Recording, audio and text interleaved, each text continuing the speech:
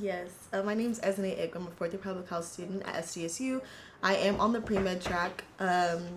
Here on campus, I work at the BRC Lecture Center. I've been a mentor for the last 3 years. I'm on the media team, so I make a lot of the promo that you see on the page. And then I also am the president of the National Pan-Atlantic Council, the president of my chapter. So there's a lot going on campus, but I'm involved in quite a few things.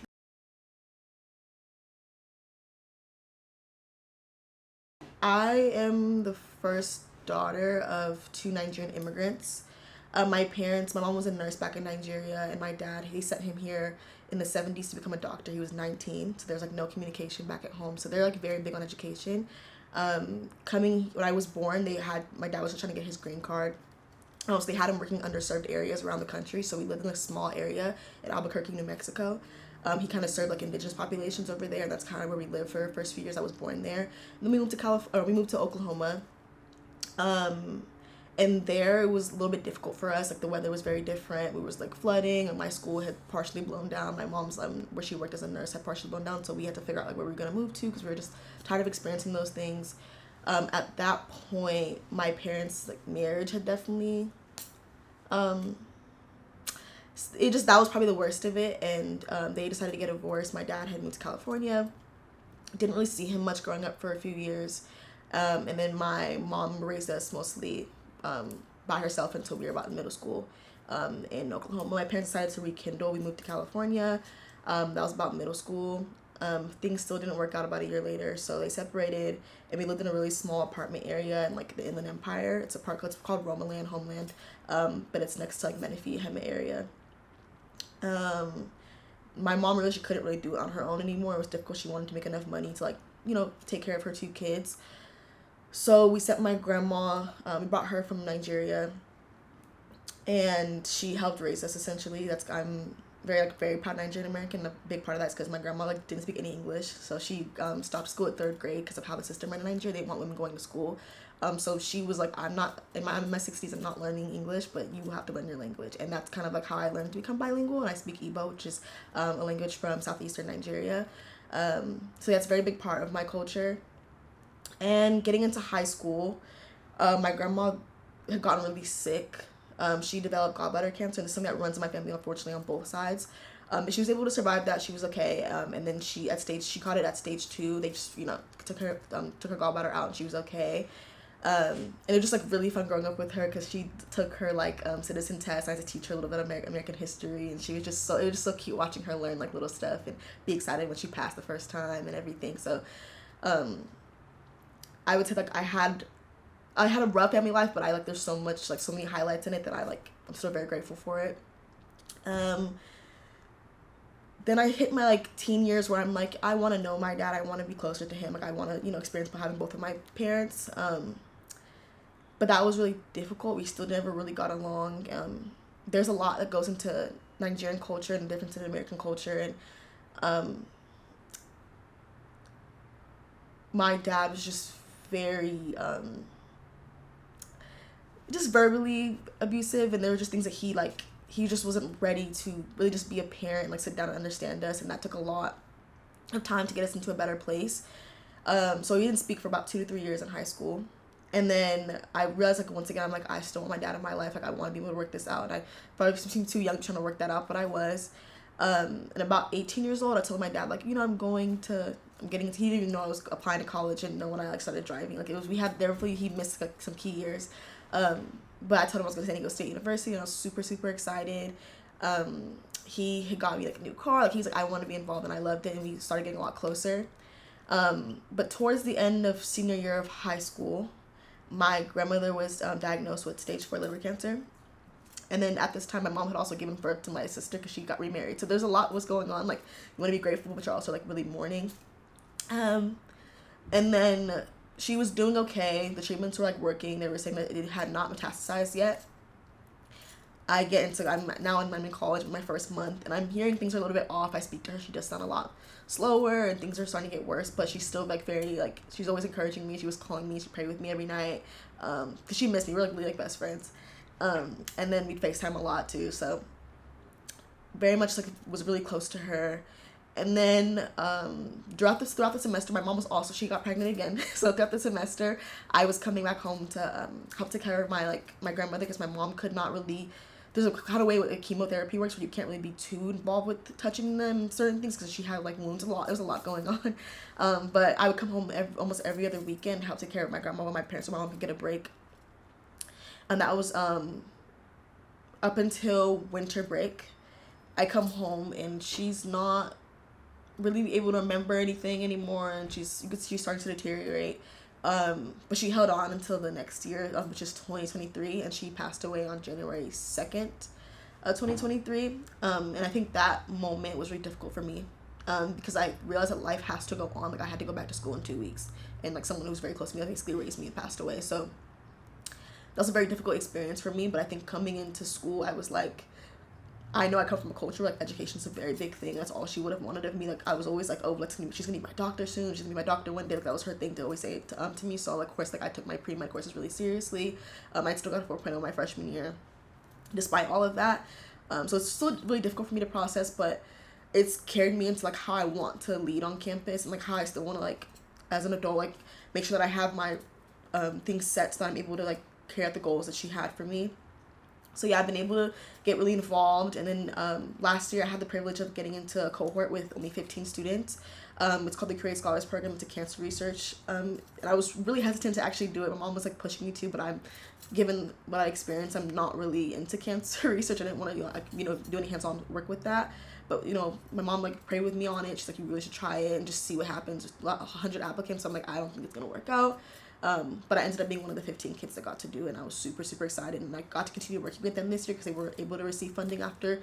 It was a little rocky not knowing about the cuts and everything with the administration. So yeah, I've been able to work really good with, been working with breast cancer research, and that's been super interesting. And I am like interested in getting into liver stuff because, as much as like it does hurt because of how much it affects me, I do want to understand more of the disease and not fear it as much. So that's definitely made me really interested in like the career I want to be in, knowing that I'm going to graduate next semester. So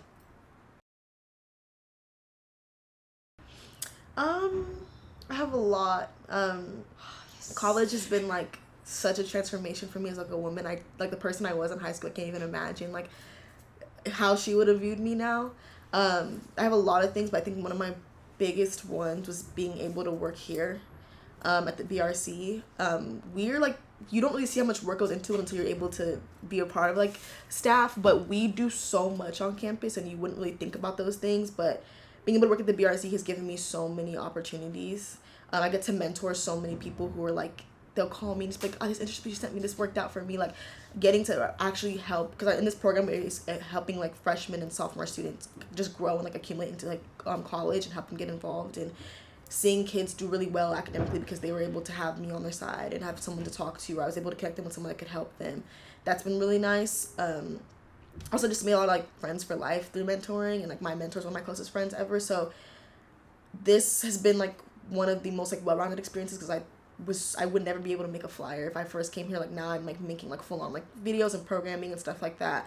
I'm being able to work, like meet with the president of the school, and like people who like just things that you would never be able to do as like walking around campus. Like, this job has given me like so many opportunities to do so much. It's helped me. That's how I met like people that got me into my sorority on campus. Like, she worked here and she was so involved here and she inspired me. So the BRC's definitely just given me a home away from home. I didn't get to be on the Black Floor. There's a Black Floor for freshmen here I didn't get accepted onto because I was in a different program. So I didn't really have any other friends. So coming to campus and having this space definitely like helped build that for me. So.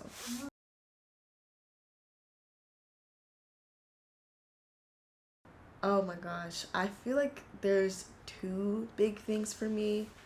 Um, but one of them here on campus right now that I'm having is trying to get our National Panhellenic Council to work on like a bigger project to work with Feeding San Diego. We have these service programs that we're like attached to, but I feel like there's been a little bit of, I don't want to say apathy towards like doing like hands-on work in our community, but a lot of students just feel burnt out. And I know that we just do so much here, like people are struggling with that. So we have like an initiative that like some people in my sorority were thinking about, which was to involve like Feeding San Diego with also other students being involved with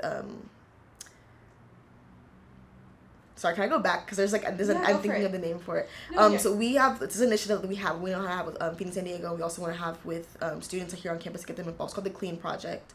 We're trying to make this a much bigger thing within our chapter, and then hopefully our panel and council can do it as well. But essentially, we collect dollar bills, nickels, quarters, dimes, and then we collect them every month on campus, and we bag them up and we send them to laundromats so people are able to like wash their clothes for free. But we are having trouble getting people to like actually all like, you know, like contribute. People are like scared to just like give their money a little bit. Like these are quarters they're probably never going to use.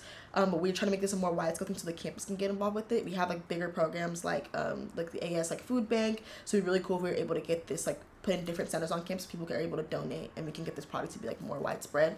And we want to include obviously Feeding San Diego. That's a big thing for us. So we're still trying to get that in the works to become a bigger thing. But that's like something that I've been really passionate about, and it's gotten like way more involvement, but it'd be really amazing if we can get more people involved with it. Yeah. I think the biggest thing for me was like having more school support from AS. I think that like, yes, I'm part of a sorority, but we're part of a different council, so we're not part of like huge Panhellenic, we're part of National Panhellenic, which is for the Black fraction sorority, so we're much smaller, so we don't get a lot of visibility. The school doesn't really tend to like look at us and go like, oh, we should help them. Like they think that we're good on our own. They have the BRC, they're good. Like we would like to have more support from the school. I think they think that we don't need them because we don't have a lot of people within our orgs that look like them, because it is like historically Black fraternities and sororities. But it'd be really nice if they like wanted to collaborate with us and like see that like we also would like to like work with them as well. I'll send them this video.